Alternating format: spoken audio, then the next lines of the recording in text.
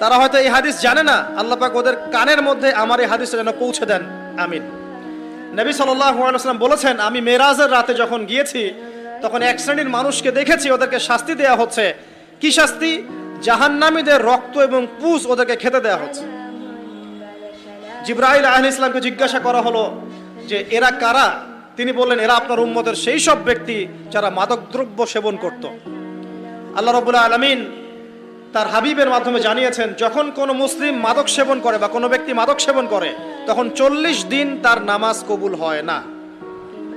এরপর যদি সে তওবা করে তাহলে আল্লাহ পাক তার তওবা কবুল করবেন ইনশাআল্লাহ।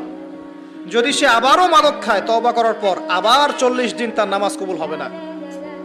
যদি সে আবার তওবা করে আল্লাহ পাক আবার তাকে মাফ করে দিবেন। যদি সে আবারও মাদক খায় আবার 40 দিন তার নামাজ কবুল হবে না। তারপর যদি আবার তওবা করে আবার আল্লাহ তাকে মাফ করে দিবেন।